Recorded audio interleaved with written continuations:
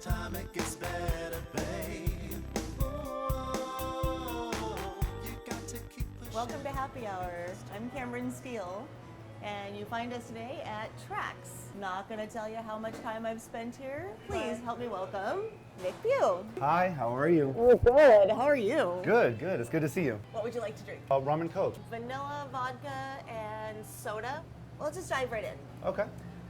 Tell me about where you grew up. I actually grew up on the East Coast in Columbia, Maryland. And then I moved actually at 23 to LA for 4 years and tried the scene out there. And then found myself coming to San Francisco for the last year and a half. I also wanted to go to school up here, so it was perfect timing for me to make that adjustment. Let's talk about your family. Can you tell me a little bit about them? My family is very young.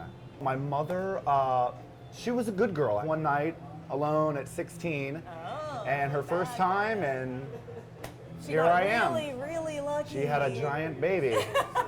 When did you first know that you were gay? My first interaction with another boy was my best friend, but I wasn't sure what we were doing. We were kind of, I think what most kids do, you're experimenting, you're like, I'll show you mine, show me yours kind of thing. Right. But then as I got older, it started to happen more and more, and then I started to develop an understanding of what I was doing, what gay was. I think 13, 14 is when you start to know all about being gay, but I hid it for a very long time. I planned on not telling my parents until I was 30. And one day it just became overwhelming, and I went to my grandmother because I felt I usually can confide in her no matter what it was. I come to her crying. She's like, "What is it, Bud?" Because she always called me Bud. And I said to her, "I think I'm gay." As I'm still crying, she turns to me and she's like, "So what, Bud? No matter what you are, I will still love you no matter what." By the way, I was a fag hag when I was younger. Go, Grandma. And I was like, okay, I'm gonna tell Mom. And she goes, "Oh, no, don't tell your mother yet." And I was with my grandmother at Best Buy. She wanted to find a CD. She liked R&B a little bit, a little rap. And my mother calls me, and I'm like, "Hello." She goes, "Are you looking at gay porn?" And I was like, "No, what are you talking about?" I'm like, "Well, if I say how'd you know, then I'd be answering her question." Right. She's like, "I want you to come home and show me what you've been looking at on your computer." I said, "Wait a minute. Have you been on my computer? My personal property that I purchased." She says, "Come home right away." So I get home, and my mom's like crying. I go upstairs, they have me sit down on my bed. My stepdad's sitting there, my mom's sitting there, and they're like, "Are you gay?" And I'm like, "No, leave me alone, blah, blah, blah." Go this big, huge spiel. And finally, my stepdad says, "I'm really sorry, Nick. I needed to get on your computer because ours wasn't working," which was bullcrap.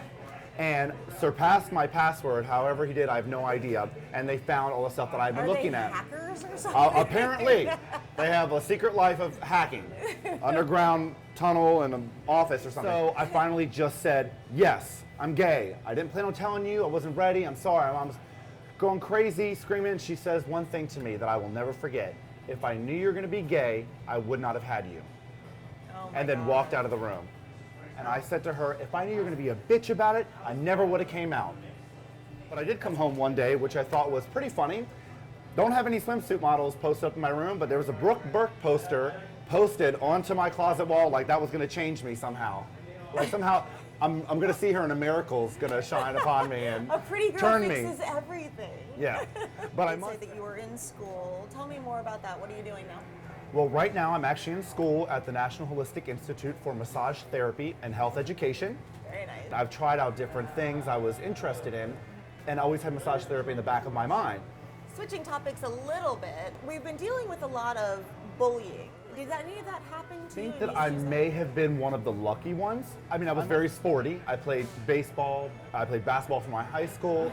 More battles were happening inside, bullying myself because I wanted to be out, but I knew I couldn't. Was there ever a time where you felt like you were depressed or hopeless? It goes back to that whole situation with my mother and my stepfather in my room that day.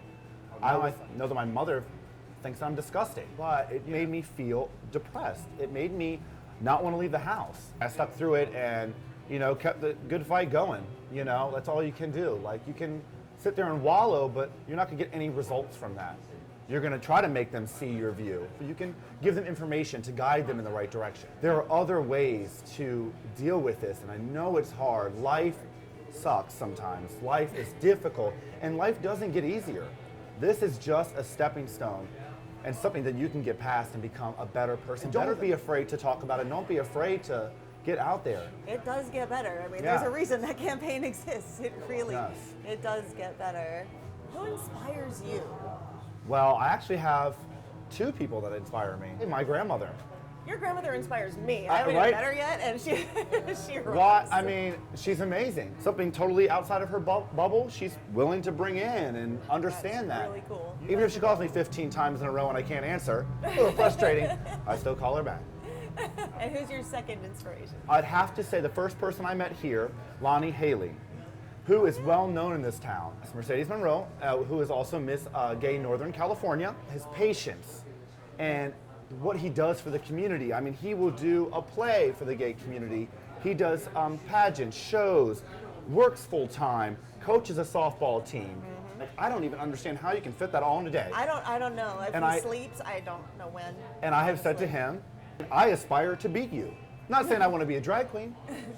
I'm actually going to have Lonnie on the show very soon, hopefully next week, so Oh. stay tuned. Yeah. The rumor is that you cannot have, at least between two men, a monogamous relationship. There will be temptation no matter what for who you, anyone, straight couples, Anyone, lesbians, anywhere. gays. You will have temptation that's always going to be there for everyone, any age, anytime, anywhere. Like I used to smoke for like 5 years. I quit 3 years ago, and there's temptation all around me with cigarette smoke. And I go, no, I don't want to smoke anymore, so I'm not going to do it. It was starting to stop my growth. Right? Yeah, You're not even I thought tall enough. 6'5". I could have been 6'8". Are you all about marriage? I think marriage is great. I also have a view as that's just a piece of paper. That gets you linked together, they get you cheaper insurance. I also think it's for a marketing ploy. Well, you But can make a lot of money yeah, on a you wedding. sure can. There's Gee, events in a gay planners, wedding, forget about it. decor. I mean, come on. Forget about it. 50,000 easy. Easily. I know it's the inevitability. It will happen eventually. happen So you might as well just let it happen. I'm not saying goats and stuff like that. Humans Consenting should be adults, able to consenting equal adults. rights. Exactly. Yes. Hopefully the marriage will be passed and I will decide. Yeah, I could go back to Maryland, which just That's passed it by vote. I could go true. right Yay, home. Maryland. Yay, Maryland, right? All right. And your grandma would be so proud. My grandmother would be like, she'd be my probably my best woman, maid of honor, whatever. I'm still going. Yeah, right? Well, if you could give a message to the straight community, what would it be? Here's a good way to picture it. If the planet fails, we all die. Not just gays, not just straights. We're all here together. We're all here to make a better future for everyone. True that. For your children, my children, her children. Who cares what you do in the privacy of your own bedroom? My sexual preference has been what it is, but I'm still the same guy that played sports and still does play sports. I'm still the same guy who hang out with my straight buddies. I actually have a lot more straight guy friends, which is funny, than gay guy friends. I cherish every moment with all of them equally, as equals, because no one is above anyone else. If you had a message to send to the gay youth, still struggling with their families, struggling with their friends, struggling with coming out, hiding who they are, what would you say to them? Well, I would say for the ones that are hiding who they are, totally understandable. It's going to be a struggle for a while. You will find the correct time for you, or the appropriate time for you, to let that out. And when you do, that will become your next struggle, and you will get through it. There are ways to get through it. Talk to your friends, talk to your family. We've all done it, and we're still here. We're still fighting the good fight. Thank you.